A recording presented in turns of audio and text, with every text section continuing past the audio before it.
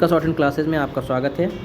आज हम आपके लिए लेकर आए हैं 140 शब्द प्रति मिनट डिक्टेशन, जो कि रामधारी गुप्ता से बोला जा रहा है।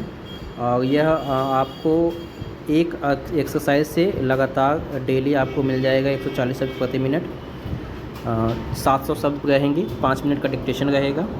तो इसको लिखना की कोशिश करें और इसको पढ़ें, और हो सके तो ट्रांसलेट भी करें। डिक्टेशन स्टार्ट होगा 5 सेकंड में। Ready, last, ready, start. सभापति महोदय, मैं रक्षा मंत्रालय की मांगों का समर्थन करने के लिए खड़ा हुआ हूँ।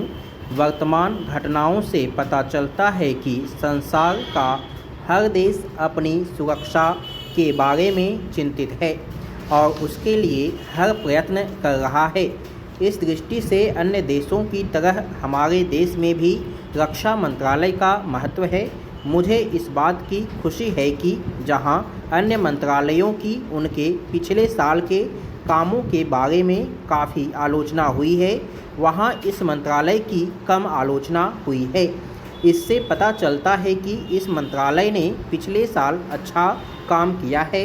मोटे तौर पर किसी भी देश की सुरक्षा नीति का लक्ष्य यह होता है कि दूसरे देशों, खास तौर से पड़ोसी देशों के साथ मित्रता के संबंध स्थापित हों और हम एक दूसरे के मामलों में हस्तक्षेप न करें।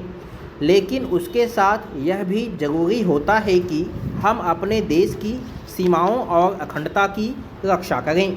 इसलिए हमारे देश का यह कर्तव्य हो जाता है कि हम अपने पड़ोसियों के कार्यों पर पूरी नज़र रखें, क्योंकि आज तक हमारे देश पर जो संकट आए वे हमारे पड़ोसियों से आए हैं। 1965 में पाकिस्तान के साथ जो लड़ाई हुई और उसके बाद ताशकंद में जो समझौता हुआ, वह सिर्फ कागज़ पर ही रहा। पाकिस्तान ने उस पर कोई अमल नहीं किया। इस दृष्टि से बहुत ज़रूरी है कि हम अपने देश की सुरक्षा की हर तरह से व्यवस्था करें। हमारा उद्देश्य दूसरों पर आक्रमण करना नहीं है, लेकिन यदि हम पर कोई आक्रमण करे तो हम में इतनी शक्ति अवश्य होनी चाहिए कि हम उसका डटकर सामना कर सकें। पैरा, आप जानते हैं कि पिछले दिनों पाकिस्तान को अमेरिका और चीन से काफ़ी मदद मिली है। रक्षा मंत्रालय की रिपोर्ट में भी कहा गया है कि पिछले साल अमेरिका ने पाकिस्तान को 1500 करोड़ रुपए की फौजी सहायता दी है। आज जहां हम फौजी सामान के लिए अपने कारखानों की मदद से अपनी शक्ति बढ़ाने का प्रयत्न कर रहे हैं, वहां पाकिस्तान संसार के देशों से फौजी सामान खरीद रहा है। अपनी नीति के कारण वह सब देशों से लाभ उठा रहा है। मेरा सुझाव है कि हमको भी अपनी शक्ति बढ़ाने के लिए संसार के अन्य देशों से अधिक फौजी सामान खरीदना चाहिए। आज तिब्बत की सीमा पर चीन की 1.5 लाख फौज खड़ी है। पैरा, सभापति महोदय, प्रतिदिन छोटी मोटी झड़पें होती रहती हैं। हमारी फौजें बड़े उत्साह से उनके मुकाबले में खड़ी हैं। उनके हौसले बहुत ऊंचे हैं, लेकिन हमारी सरकार का भी यह कर्तव्य है कि उनके हौसले को कभी गिरने न दें। उन्हें हर तरह की सुविधा प्रदान की जाए जिससे उनका आत्मविश्वास बढ़े।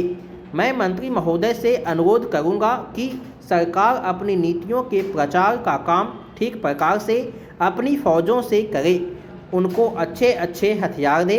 अनुसूचित जातियों और आदिवासी जातियों के आयुक्त ने जो अपना प्रतिवेदन प्रस्तुत किया है, उस प्रतिवेदन को देखने से यह प्रतीत होता है कि इसको तैयार करने में उन्होंने बहुत परिश्रम से कार्य किया है। इसके लिए मैं उनको और उनके सहयोगियों को धन्यवाद देता हूं, परंतु साथ ही साथ इस प्रतिवेदन के संबंध में कुछ आवश्यक निवेदन भी करना चाहता हूं। पहली बात तो यह है कि इस प्रतिवेदन को देखने से ऐसा प्रतीत होता है कि इन कार्यों के लिए जिस धन का उपयोग होता है वह 3 साधनों से उपलब्ध होता है: केंद्र सरकार द्वारा, राज्य सरकारों द्वारा और कुछ गैर सरकारी संस्थाओं द्वारा। प्रतिवेदन के अनुसार जितना धन इन कार्यों पर व्यय करने के लिए दिया जाता है, उतना धन पूरी तरह से व्यय नहीं हो पाता। मैं यह नहीं कह सकता कि आवश्यकता से अधिक धन दिया जाता है या कार्यकर्ताओं को वह धन प्राप्त ही नहीं होता, जिसके कारण से वह बिना खर्च हुए बच जाता है। मैं तो यह चाहता हूँ कि जितना धन दिया जाता है उसका पूरा उपयोग हो और आयुक्त को यह न कहना पड़े कि इस कार्य के लिए जितने धन की आवश्यकता थी उतना धन नहीं मिल पाया और विवश होकर हमको उस कार्य को बीच में ही रोकना पड़ा। स्टॉप। अगर इसको पसंद आए आप लोग को तो इसको लाइक करें, सब्सक्राइब करें और बेल आइकन को जरूर प्रेस करें। धन्यवाद।